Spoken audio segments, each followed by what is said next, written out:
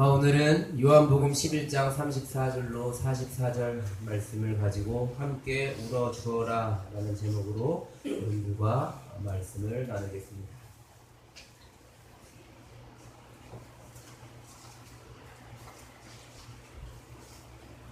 우리는 순진무구함과 폭력을 선택하는 것이 아니다. 폭력의 종류를 선택하는 것이다. 우리가 신체를 가지고 있는 한 폭력은 숙명이다. 휴머니즘과 테러라고 이야기하는 책에 나오는 이야기입니다. 퐁티라고 이야기하는 철학자가 한 말입니다. 일반적으로 우리는 이렇게 생각해 왔습니다.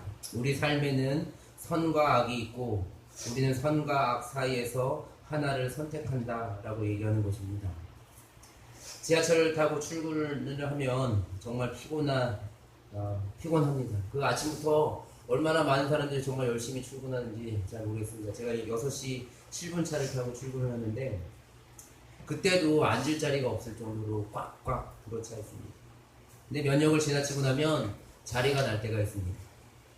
근데 자리가 나면 정말 들고 있는 가방을 집어 던지고 싶습니다. 무슨 말인지 다 아시죠? 가방을 집어 던진다는 말씀. 안고 싶다는 얘기입니다. 정말 용캔 잘 뛰어다니는 아주머니들 계셔서 제가 앉지 못합니다. 어렵사리 앉을 때가 있는데 어렵사리 꼭 앉으면 전 좀 운이 없는 편입니다. 아시죠? 거기 꼭 할아버지가 앉고 계십니다. 그러면 선과 악의 갈등이라고 얘기하는 거가 나오게 됩니다. 한쪽에서는 저와 같은 이런 하얀색 가운을 입은 그 브루투스 강아지가 여기서 얘기를 합니다. 너 일어나야지. 성중아 일어나야 되는 게 맞는 거야. 그럼 이쪽에 검은 망토를 쓴 그 브루투스가 다시 얘기합니다. 아니야, 너도 피곤하잖아. 너가 피곤해서 가서 또 아이들하고 예배도 드리고 해야 되는데 어떡하려고 그러니? 라고 얘기하는 선과 악이라고 얘기하는 게 있고 그 가운데서 갈등을 하게 됩니다. 그 갈등에 한번 이기더라도 그게 끝나는 게 아닙니다. 고동력이라고 나중에 한번 가보시면 되게 깊습니다. 아이들까지 엘리베이터를 타고 싶어하는 욕망이 불끈불끈하는 숭실대역 다음으로 깊은 데 있지는 모르겠습니다. 네, 저도 엘리베이터를 타고 싶다는 생각을 하는데 엘리베이터 안 탑니다. 계단을 올라가는데 계단을 올라갈 때 이 할머니가 왜 엘리베이터를 타셨어야지 왜 하면 할머니가 엘리베이터를 못 찾으셨는지 또 짐을 들고 올라가십니다. 또 갈등을 합니다. 그 하얀 망토, 까만 망토 이렇게 왔다 갔다 하면서 갈등을 하게 되는데 이게 사실은 우리 기독교에서 잘 사용하는 선악의 개념이잖아요. 사탄이라고 얘기하는 개념인데 사실 이건 뭐 조로아스터교에서 나온 이야기입니다. 조로아스터교에서 사탄의 개념을 빌려와서 기독교에서 유대교에서 발전시키는 개념이라고 볼 수 있겠는데 하여간 우리는 여태까지 그렇게 생각해 왔습니다. 저도 이 책을 보기 전까지는 그렇게 생각했습니다. 내 안에 악과 선이라고 얘기해 있어서 정말 악을 선택할 것인가 선을 선택할 것인가 내가 의지적으로 결정을 해야 된다. 뭐 이렇게 생각을 했었습니다. 근데 이 책을 휴머니즘과 테러라고 얘기하는 이 책을 보면서 휴머니즘과 폭력, 테러 이렇게 번역을 했던데 이 책을 보면서 좀 다른 생각을 하게 됐어요. 신체를 가지고 있는 한 폭력은 숙명이다 라고 얘기했는데 축구곡의 경제학이라는 게 있습니다. 인터넷에 뒤지면 축구곡의 경제학이라고 하는 지식이 채널에서 나왔던 내용입니다.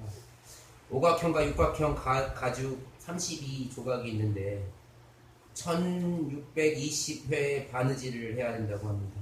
월드컵 감동의 진정한 주역이 누굴까라고 얘기했을 때 이 1620회의 바느질을 해야 되는 굳은 살 박힌 아이들의 작은 손이라고 이야기합니다. 전 세계 수제 축구공의 70%를 생산하는 인도와 파키스탄의 1만 5천 명의 아이들이 축구공을 만든다고 합니다. 그 아이들은 항상 정말 화학약품 가득한 그 축구공 속으로 손을 집어넣어서 바느질을 합니다. 축구공 하나의 가격은 15만 원. 그리고 축구공을 꿰매는 아이들은 일당 300원을 받습니다.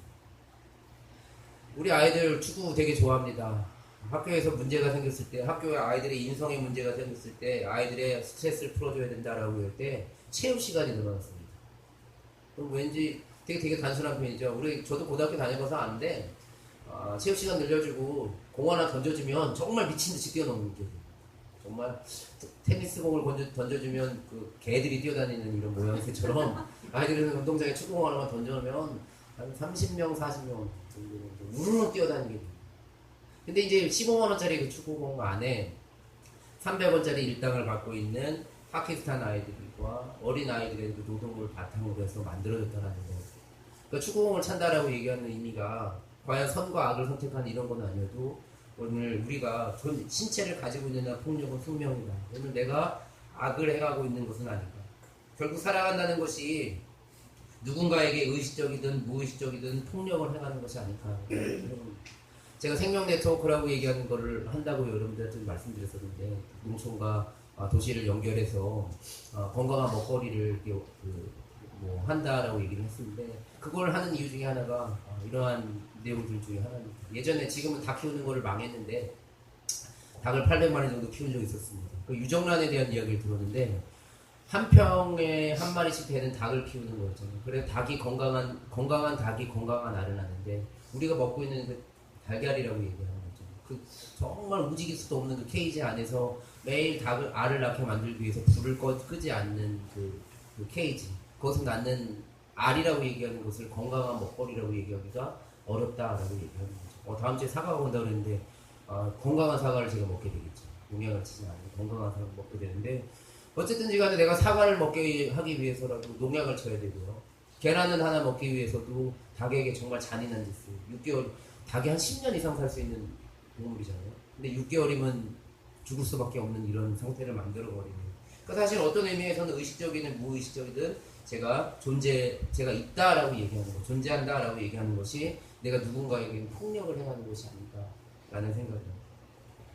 퐁티는 그래서 이러한 측면에 대해서 우리가 선과 악을 선택하고 있다라고 착각하고 있는데 사실은 우리는 존재한다는 것 자체가 악일 수 있다라고 이야기하는 것입니다. 그런데 퐁티가 우리에게 희망을 주는 것은 우리에게 아직 희망이 있다라고 얘기합니다. 되게 재밌는 표현인데 왜 희망이 있냐면 우리는 폭력의 종류를 선택할 수 있기 때문에 희망이 있다라고 얘기합니다.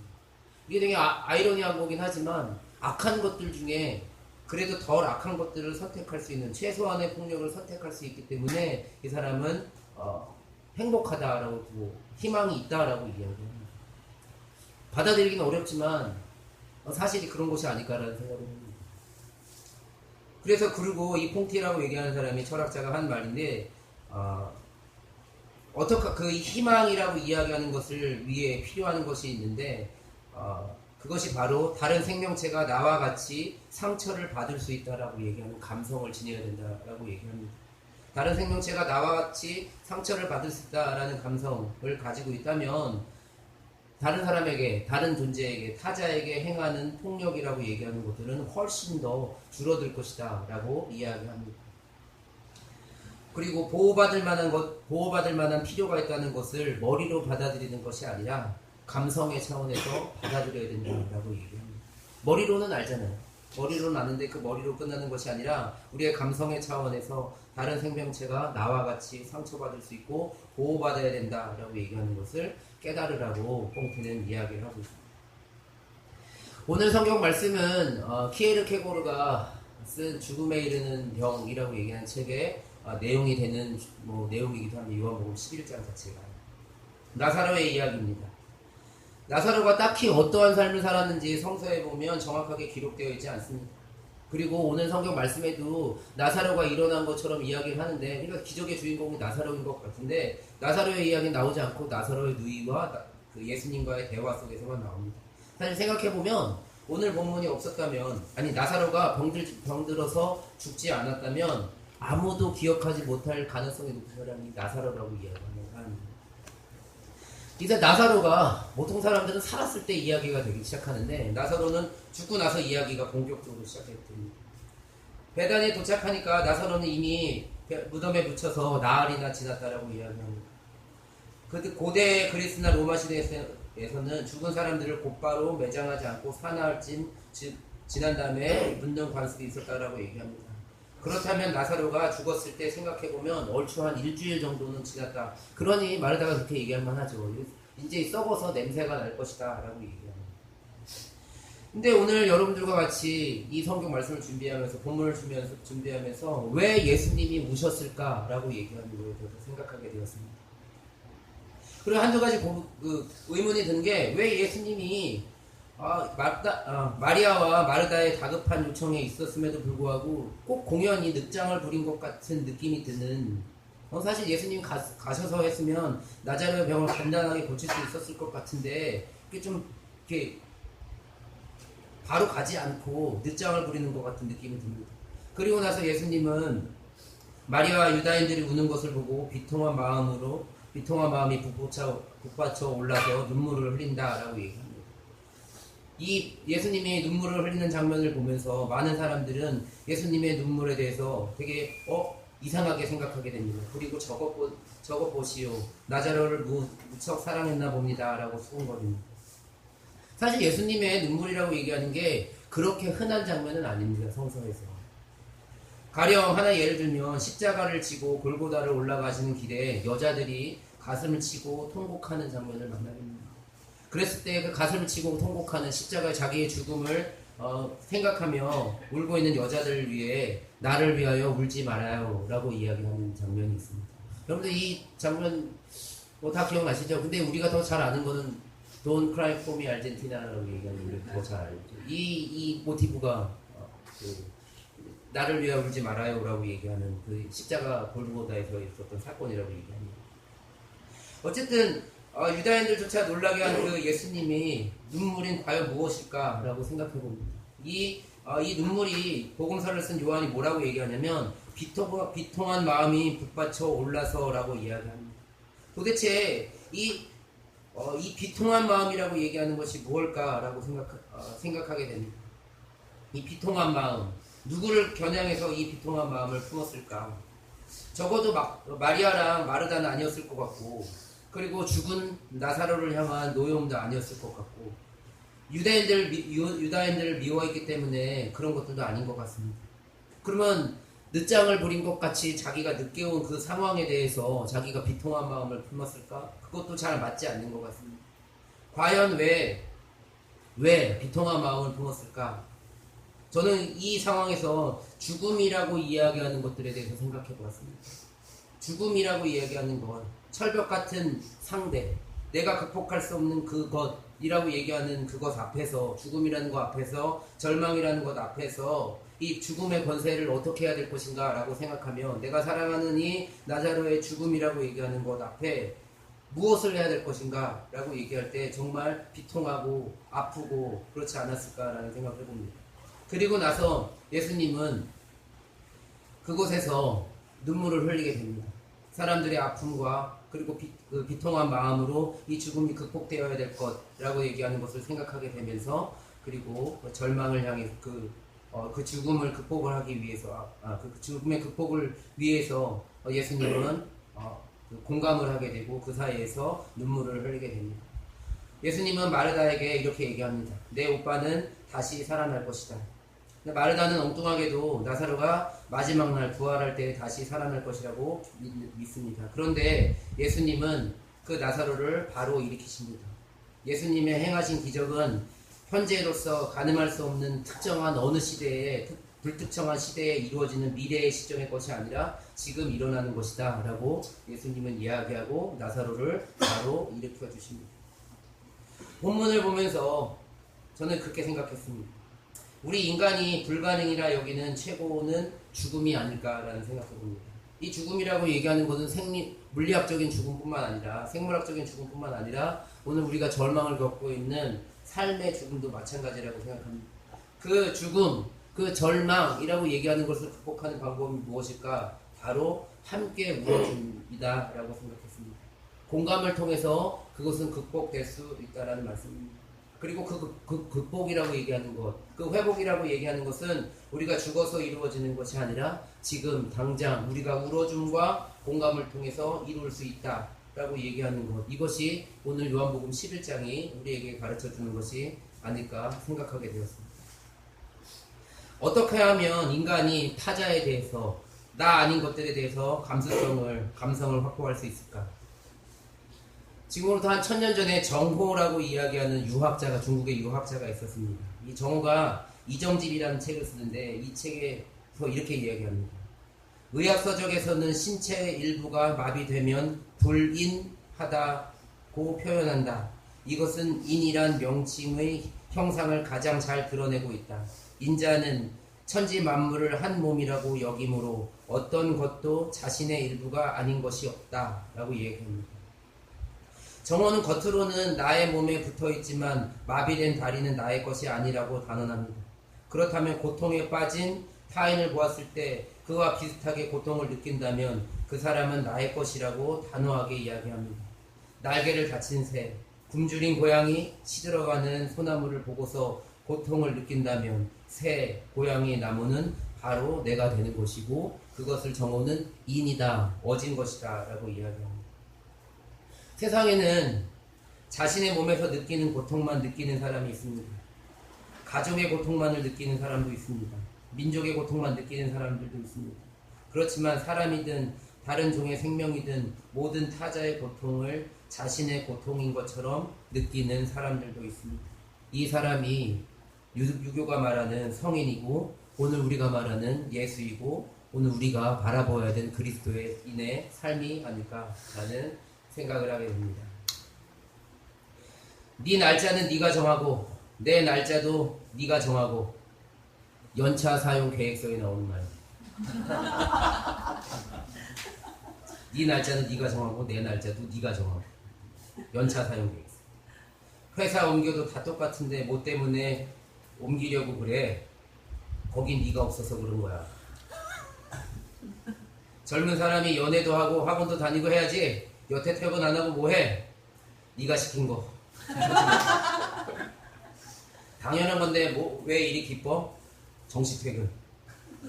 몸이 처지고 힘이 없는 게 비가 와서 그런가? 회사 가서 그래. 못 본 사이 팍 늙었네. 무슨 일 있었어? 나 회사 다녀. 뭘 그렇게 열심히 하냐? 받은 만큼만 일해. 그럼 점심때 퇴근해야겠다. 맞는 거 같지 않으세요? 오늘 왜 이렇게 일하기 싫지? 365일이 회사에서의 오늘입니다. 진짜 이 회사에서 사는 이 삶에 대한 이야기가 많은 것 같아요. 저한테 가슴에 딱 온 거는요. 받을 만큼만 일해. 그러면 점심때 퇴근하면 딱 되겠다. 월급을 제대로 못 받으신 분이 계시다고 한 번 더 말씀드렸으니까 저도 손가락 아직 안 나왔고요. 저희 복지 포인트라고 얘기하는 게 있거든요. 그것도 아직 안 나왔어요. 아직 저희는 뭐 한 두어 달쯤 늦게 나오는 게 뭐 당연한 것들이 몇 가지가 있는데 모르겠습니다. 요즘에 학교가 문제가 많아요. 학교가 문제가 많습니다. 마스크팩 있잖아요. 마스크팩. 마스크팩이 있는데 마스크팩이 잘 맞은 사람들은 그 마스크팩이 잘 맞는 사람들은 오늘 우리가 일반적인 사람들이라고 얘기하고 마스크팩이 잘 맞지 않은 사람들은 오늘 비정상이라고 얘기한다고 그런 얘기를 제가 들었어요. 저희 학교 그러니까 선생님들의 대부분들이 서울대 연고대를 나오셨습니다. 연대는 거의 없습니다. 사범대학교가 있는 고대 출신들이 되게 많고요. 서울대 출신들이 되게 많이 있습니다. 요즘에서 다 이렇게 똑똑하고요. 그 초등학교 선생님들이면 정말 다 서울대 실력이라고 얘기할 만합니다.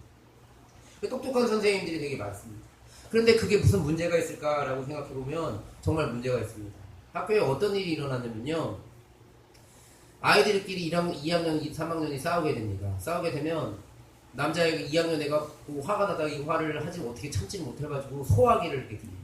그럼 남자애가 뭐라고 얘기하냐면 뿌려봐 이렇게 얘기합니다. 그럼 아이가 정말 안전핀을 뽑고요. 뿌립니다. 그리고 흔들었으니까 이제 정말 난리가 나죠. 그러고 나면 이제 아이는 도망가고 확 뿌리고 이렇게 하게 됩니다. 그럼 둘 다 이제 교무실로 끌려오게 되죠. 그럼 끌려와가지고 선생님이 물어봅니다. 너 왜 소화기를 뿌렸어? 라고 얘기하면 아이가 뭐라고 대답하냐면 뿌리라고 했습니다. 처음에는요 이게 이런 말 써도 되는지 모르겠는데 개기는 거라고 생각했어요. 선생님한테 정말 덤비는 거라고 생각했거든요. 아니에요. 그걸 왜 아니라고 하냐면 소화기를 맞은 애가 화가 나야 되잖아요. 근데 소화기를 맞은 애는 너는 왜 그럼 소화기 맞으면 기분 안 나빠? 라고 얘기했더니 얘가 뭐라 하냐면 저는 문 닫고 들어가서 안 맞았습니다. 이렇게 그냥 안 맞아서 기분이 안 나쁩니다. 그러니까 이 아이들의 사고방식이 있잖아요. 이 아이들의 사고방식이 우리가 사고하는 방식과 좀 다릅니다. 그러니까 뿌리라고 해서 뿌린 거고요. 왜 때렸니? 그러면 때리라고 해서 라고 얘기합니다. 그리고 정말 걔네들은 때리라고 해서 때린 게 맞습니다. 우리는 좀 거기에 꼼수가 많잖아요. 그 안에 뭐 의미를 담기도 하고 그 전에 감정을 품어가지고 더 세게 때리기도 하고 그런 거 없습니다. 그냥 때리라고 했기 때문에 때리며 소화기를 뿌리라고 해서 뿌렸습니다. 그런데 뿌리라고 해서 뿌린 게 뭐 큰 문제가 있나요? 라고 생각하게 됩니다. 청소하면 되잖아요. 라고 얘기합니다. 그건 되기는 게 아니고 정말 그렇게 생각합니다. 문제가 있는데요. 서울대 연고대에 나온 선생님이 이걸 이해하지 못합니다. 자기는 소화기를 뿌려본 적이 없습니다. 때려보랄 때 때린 적이 없어요. 선생님 너무 착한 선생님들이거든요. 학교 다니면서 전교 5등 바깥으로 잘 나가지 않았던 선생님들이고요. 그래서 맨날 칭찬, 중학교 다닐 때는 중학교 다닐 때부터 여태까지 초등학교, 중학교, 고등학교 때까지 한 번도 어긋나 본 적이 없는 그런 선생님입니다. 그런 선생님이 소화기를 뿌린 아이와 문 닫고 도망가 괜찮다라고 얘기하는 아이들과 얘기를 하려니 대화가 되지 않습니다. 근데 공감하려고 노력해도 공감이 잘 안 돼요. 지적으로는 공감이 되거든요. 그렇죠. 저도 사실 대학 다닐 때 그 연령층 연구라고 얘기하는 과목이 있습니다. 그러니까 심리학 과목인데요. 중학교 아이들이 어떻게, 고등학교 아이들이 어떻게 생각하는지를 배우는 과목이었는데 그때 다 배웠습니다. 배웠는데 저 또한 소화기를 뿌려본 적이 없기 때문에 공감하지 못합니다. 그래서 이해하지 못합니다. 그러면서 생각하는 게 뭐냐면 이 공감이라는 게 정말 엄청난 노력이 필요한 것이구나라는 얘기를 생각을 하게 됐습니다. 그러니까 눈높이 교육이라고 얘기하는 거 정말 형식적으로 눈의 높이를 맞추는 것뿐만 아니라 엄청난 노력을 하지 않으면 안 되는 것이 아닌가라는 생각을 하게 되었습니다. 어제 세월호 500일 추모 집회가 있었습니다. 유경근 4.16 가족협의회 집행위원장님께서 얘기하는 걸 들었습니다. 참사의 진상 규명을 위해 객관적이고 독립적이고 공정한 조사 절차를 보장해달라는 가족들의 요구를 이토록 철저하고 무자비하게 방해하는 정부의 모습에 억울하고 서로 분통이 터집니다. 라고 말합니다. 억울하고 분통이 터지는 이유가 공감하지 않기 때문이 아닐까. 도대체 그 문제는 해결되어야 될 문제이지 그냥 단순하게 해결만 되는 문제이지 그 사람들과 다가가서 회복시키고 정말 참되게 그 문제를 해결하고 싶은 생각은 없지 않은가라는 생각입니다. 케이블카, 저도 사실 케이블카가 좋은 건강을, 정말 못된 건강을 가지고 있는 사람이긴 하지만 그곳에서 양이 살지 못하는, 사냥이 살지 못하는 곳이라면, 사냥을 우리의 자연으로 받아들이지 못하는 곳이라면 과연 우리의 나약한 사람들은 정말 우리로서 공감을 받으면서 살아갈 수 있을까라는 생각을 해봅니다. 정말 공감하지 못하는 세대입니다. 케이블카도 그렇고 세월호도 그렇고 우리 아이들을 가르치는 교육의 현장도 그렇고 정말 공감하지 못하는 시대입니다. 홍티의 말처럼 악을 선택할 것인가 최악을 선택할 것인가 이 사이에 정말 삶은 고통일지도 모르겠습니다. 그리고 근데 우리 예수님께서는 오늘 우리에게 나사로의 이야기를 통해서 이야기합니다. 우리 보러 공감하라고 이야기하고 함께 울어주라고 이야기합니다. 울어줌을 통해서 문제가 해결되고 그 공감이 답이라고 이야기하고 그 공감이 기적을 이룰 것이다 라고 이야기합니다. 오늘 시대에 나자로를 보면서 우신 예수님의 눈물이 필요한 시대가 아닐까라는 생각해봅니다. 작게는 노동하는 현장에서, 크게는 정치하는 곳에서 공감이 필요하지 않을까. 슬퍼하는 이들을 위해 울어주고 고통받는 이들을 위해 울어주는 그 고통이 필요한 때가 아닐까 생각해봅니다. 루신이 고향이라고 얘기하는 책의 마지막 부분에 한 얘기입니다. 희망이란 본래 있다고 할 수도 없고 없다고도 할 수 없다. 그것은 마치 땅 위의 길과 같은 것이다. 본래 땅 위에 길이 없었다. 한 사람이 먼저 가고 걸어가는 사람이 많아지면 그것이 곧 길이 되는 것이다.